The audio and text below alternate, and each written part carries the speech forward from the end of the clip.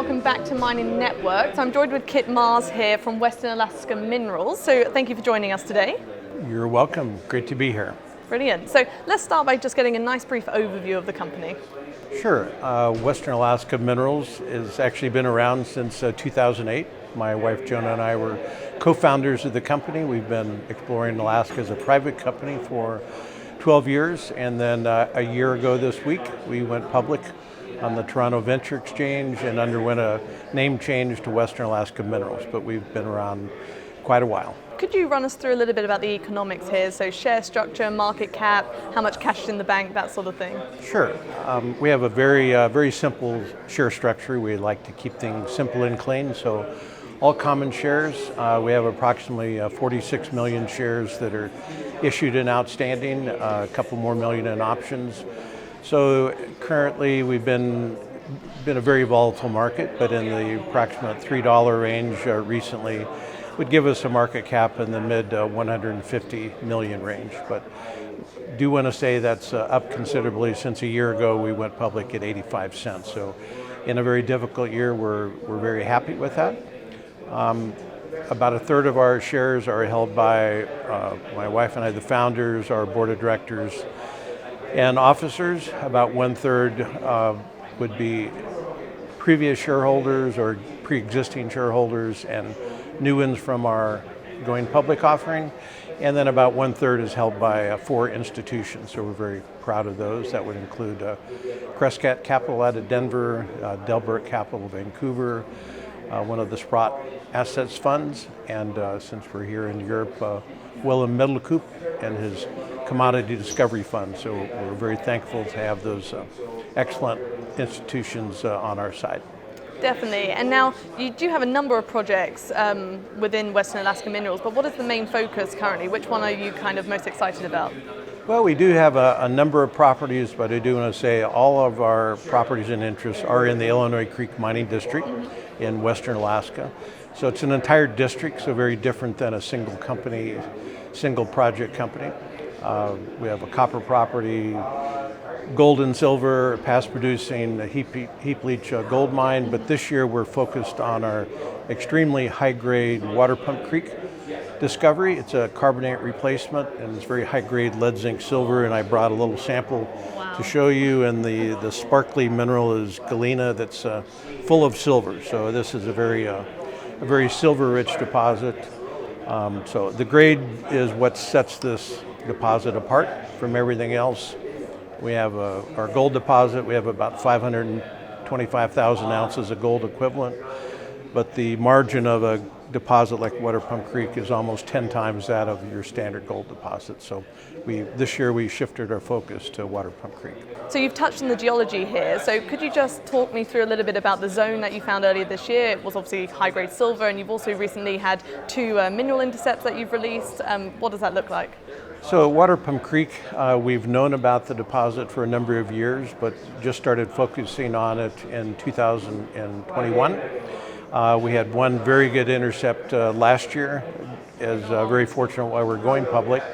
This year we focused almost 7,000 meters of drilling at Waterpump Creek, about 24 holes. We actually had 12 different intercepts, several of which, 2 in July were 47 meters, and another one that was a spectacular 102 meters of thickness. So not all of quite this high grade, but they were all very good, and that will send us down the road next year. We hope to we'll add 3 drill rigs on Waterpump Creek, which we'll get to the 2023 plan in a minute, but by the end of next year we hope to then come out with the maiden resource.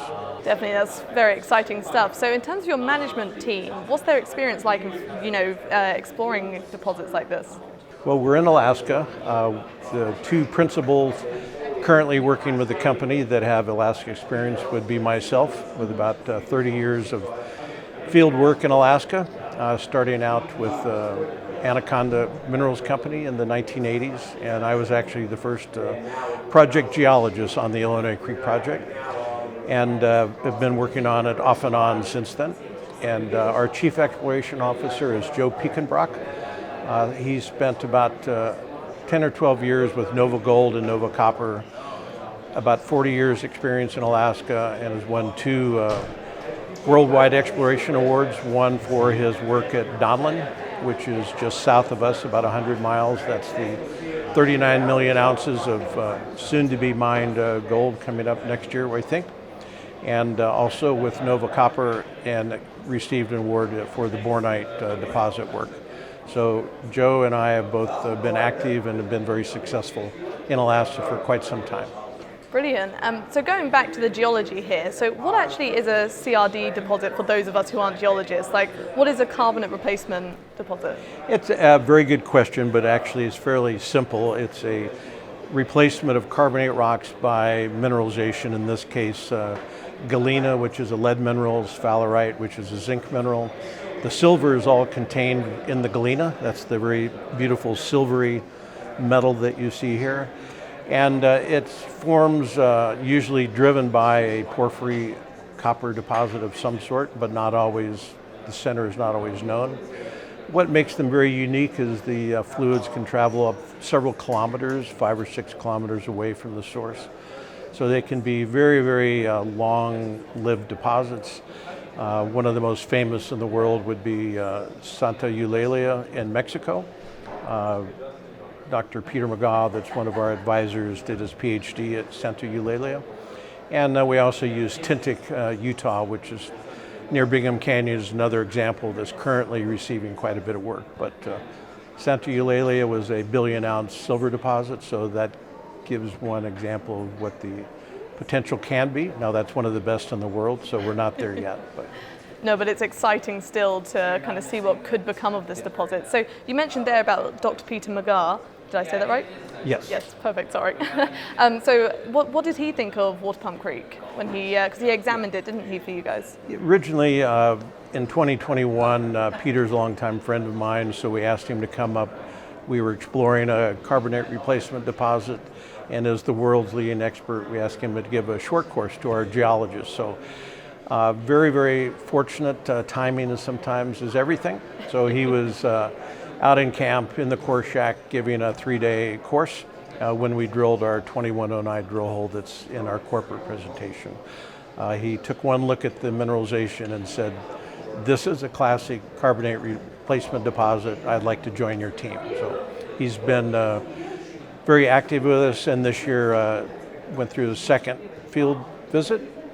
And there'll be a little video clip of that in our presentation today, but he really is excited about Waterpump Creek and thinks it's truly a great example of this type of deposits. Oh, that's pretty promising to hear. So just going on from that, could you give us a little bit about your drill program, kind of what you've done this year, currently, and what the future kind of looks like? Sure. 2022, we have 2 company-owned drill rigs. We're a little different that we own our own equipment, our drilling equipment, et cetera, in our camps. We don't lease or rent anything. So we had 2 drill rigs. We planned 6,000 meters of drilling. With our success, we decided to complete a financing in August, September. That was very successful. So we added on another 3,000 meters of drilling this year. With the success that you see in front of you here, we've already purchased 3 additional drill rigs that are being manufactured as we speak. Next year we'll have 5 drill rigs on the site, and we're planning a total of 25,000 meters of drilling, almost a little more than triple this year's work. Oh, that's very exciting to hear. I look forward to seeing those results myself.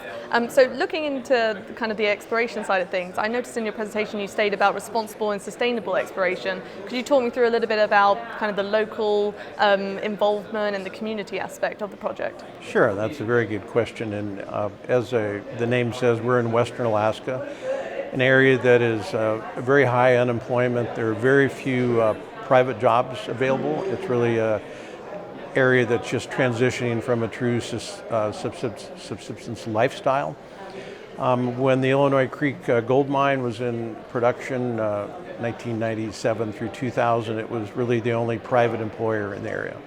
So when we started our drilling program in 2016 and 17, we have a strong local hire program where we visit the villages in our area, Galena, Nulato, and Caltag, and focus our local hire efforts in that regard. And this year was our best year from that standpoint. We had a total of 15 different local hires from those 3 villages, and our local hire payroll was about 257,000. So it's making a big difference. A number of the folks that we've been training have now, after 2 or 3 years, have moved up and are working for our drilling contractors, so they have year-round employment in the U.S. and Canada. So we're very proud of that. It's been very successful. As you should be. That's really lovely to hear that you're doing that sort of initiative. So I read in the presentation as well about the Alaskan Advantage. Could you just give us a bit of an overview of what you mean by that in terms of the infrastructure and the metals in the area? Sure. Really the main thing is Alaska is a very stable government environment. Alaska is born and bred by mining and natural resources. The Kennecott mine, which was the start of what is now was the famous Kennecott Mining Company. It was Kennecott, Alaska. Started over a century ago. So it's been a very long-term mining jurisdiction. And then second very important point is all of our properties are on state of Alaska land. We have no U.S. federal jurisdiction that we are on their lands, whether it's BLM or National Forest, so it's all state of Alaska. So our permitting is very straightforward. We permit our exploration in 5-year increments. So we get a 5-year exploration permit, and then we renew that again. So we're in our second 5-year permit on Waterpump Creek, and we can plan 5 years of drilling, and very good way to plan your future efforts, where a lot of companies are sometimes year to year on what they're allowed to do. So, and then we are close to the Yukon River, about 28 miles, and ultimately that'll be the transportation for concentrate from Waterpump Creek. We do have to work on that road access, but once you're on the Yukon, it's a 2-mile wide, 40-foot deep river, and you have access, deep water access from our little barging site. So ultimately that'll be an excellent way to transport material in and metal out. Just to kind of conclude this, what are you most proud of as a company over the past 6 to 12 months? What have you achieved? Well, we've changed quite a bit in the last 12 months. We've gone from a small, very closely held private exploration company, realizing that we needed to be public if we wanted to move the project ahead in a faster program. So in 12 months, we've gone from a private company to public. Our valuation has increased from about 30 million to 150 million. And we've greatly expanded our exploration program and also our employment. We've gone from 10 or 15 people to this year about 35, and next year anticipate over 50, and we'll go from a 2-month program to a 5-month program. So, and very excited about the economic potential of Waterpump Creek.